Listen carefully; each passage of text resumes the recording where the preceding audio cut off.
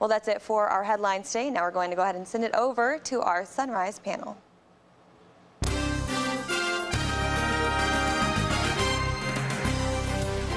All right, thank you so much, Rebecca. That's right, we're back with our original three again today. Yay. We got, reunited. Yes, we got. Sing it for us, John. Oh, goodness. They don't want to hear music at home. Oh, there you go. Oh, my God. We didn't know. We got our own little Barry Manilow right It's Peaches and Herb.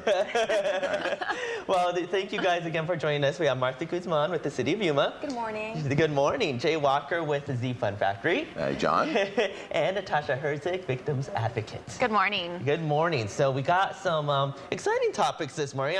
I mean, of course, everyone was excited about this first one, which was the Powerball, the lottery that was $587.5 million for the winning ticket. All right, so we have two winners now. We know that one's out of Missouri and the other one's out of right here, Arizona. So we're very excited about it. But, you know, my question to you is, I mean, there was long lines. I mean, I remember going to the gas station that day. I had to wait in line probably for like 30 minutes just to buy my tickets.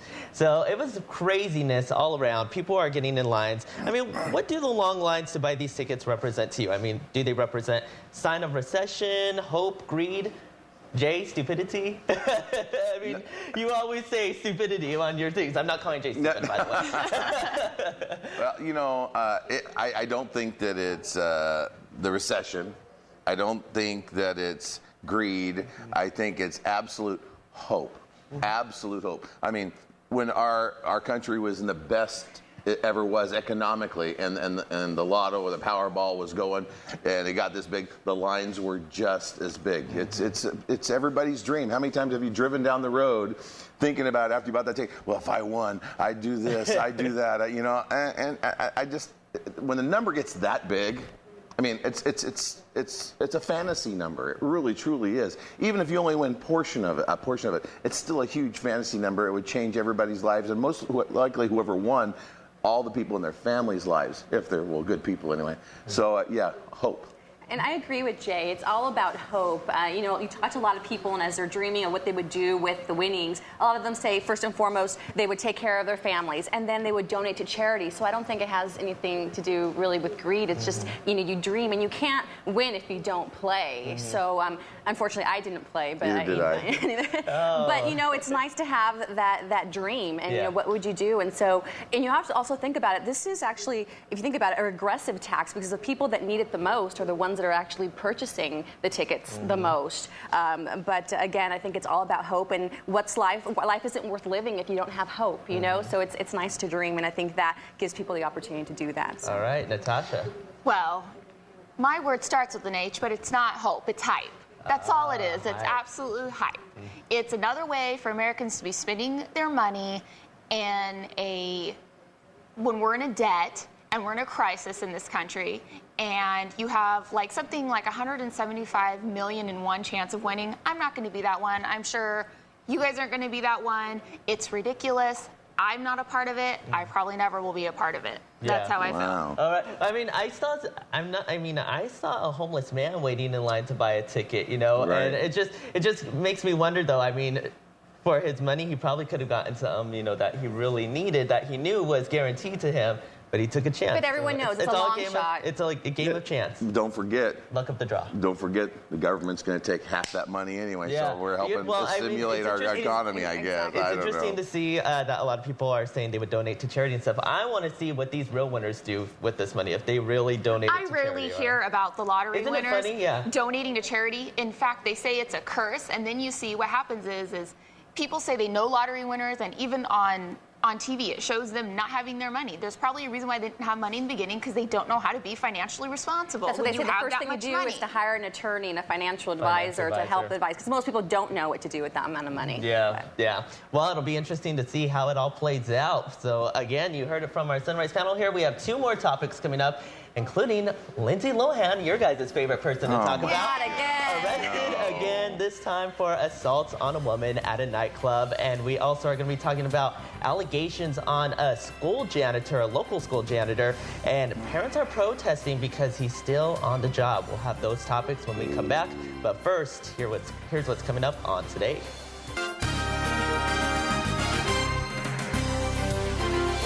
All right, welcome back, everyone. I'm joined here with our Sunrise panel this morning, and we're jumping into our second topic this morning, which, of course, I'm sure that you're all tired of hearing about it, but we do have to talk about it because it is what's trending, especially online. Lindsay Lohan getting arrested again, folks. Yes, I know it's like her She's going for a record, now. right? She is going for a record. There's the video right there from TMZ, them taking her away in handcuffs. And the reason why she was arrested is a woman is accusing her of punching her in the face at a nightclub. Now, apparently the two had some sort of disagreement.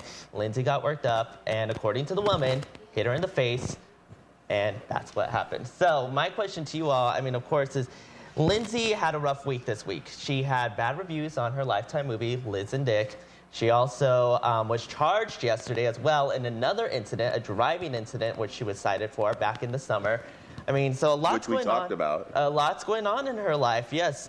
So do you think she could ever make a comeback in her career? Not talking about her personal life, talking about her career, because that's what seems to be really suffering from all of this. Yes, absolutely. People have come back from far worse that they've done. You can see that this is somebody who has a lot of pain that she's suppressing and she is acting out.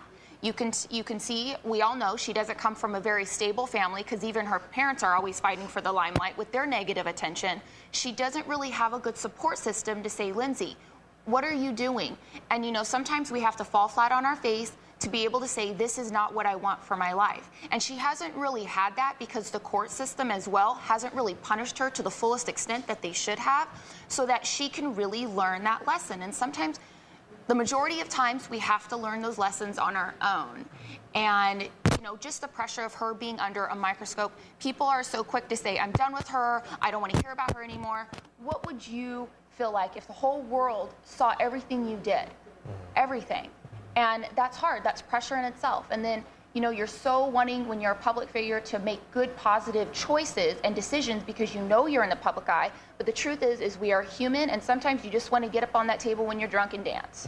Now, so we're showing Natasha is showing some sympathy and love for Lindsay. I mean, are you two feeling quite sympathetic this morning? What she just said, okay, me, I am done with her and I don't care anymore. What's next? I'm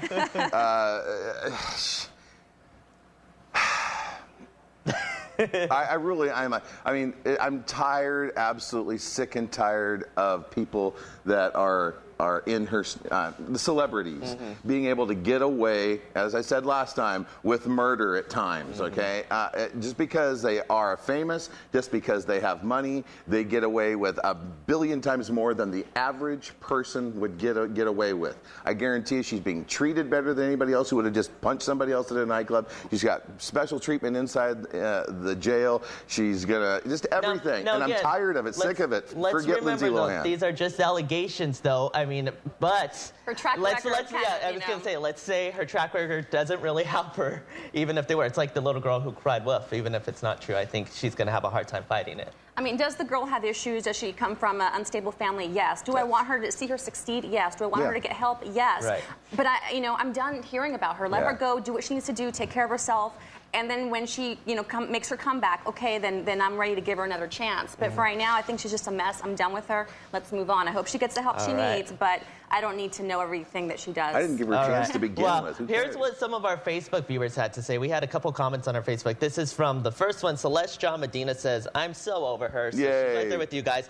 I was rooting for her, too. If she doesn't care about herself, what makes her think anyone else will? Well, when And, hold on, second viewer comment says from Natalie Madrone Rivera, I would have loved to see a bio about Elizabeth Taylor, which was Liz and Dick, but cannot stand to watch her in anything anymore. Tired of people getting away with breaking laws. She needs to finally pay some real consequences. Yes. So we're going to go ahead and let them have this final say right there. We have to move on to our next topic right now, which is the school janitor at Heber Elementary School. Now, there's accusations that this janitor molested a student, and he's still on the job. Now, for right now, they have moved him to another school, but he's still working around children. Now, there were many parents upset earlier this week protesting about it, so they were just up in arms over it. So my question to you all, is what do you think should happen in this situation? Do you think the school took the necessary precautions, or do you think that something more needs to be done? Well, I think anytime you're dealing with those accusations, the school needs to take those very seriously. And while the authorities conduct the investigation, they need to remove that person from working with children, put them on administrative leave or whatever until the investigation is complete. But you do have to take those allegations serious, not put the situation, a potential problem in a different school. My opinion. Even police officers, when they have shootings or they do things that they anytime their investigation, they are put off to the side and told that you can't do anything until the investigation is over. Everybody is innocent until they're proven guilty. And I'm not saying that this man is guilty or not guilty. I'm just saying he has been charged with something, and something this heinous. Yes, he needs to absolutely be set aside, sent home until they get this thing figured out. And not charged. He's just been accused right now, right? There's no charges yet. They just he needs to be set aside with or without pay. That's up to the school board. But yeah, he needs to be removed from the situation. All right, Natasha, wrap it up. Yes, I agree. How dare the school district think it's okay to keep someone who's allegedly touched a child around other children who can become possible victims. Right. It's absolutely ridiculous. We talk about them keeping him out of school working when, how you say with police officers, even in my situation, immediately when they found out about my past of doing porn, they were like, you have to leave, you're on leave, you can't come back. It's like, wait a minute, I wasn't even doing anything illegal, but you'll keep someone who's allegedly touched children working around them? How dare we do that to our innocent children? Yeah, so you guys all agree on this one. So agreement towards the end, right? Yeah. Some disagreement. Well, but there are other people who are saying he has a right to work. He probably might have a family to support as well. So. And I wonder if your children can go to his school. Well, there we go. All right, well, folks, that's it for What's Trending today. Be sure to join us again next week. I'm sure these three will have a lot more to say on what's trending next week. And of course, we're going to go ahead and send it to break now, but we'll be right back with Joey with your weather.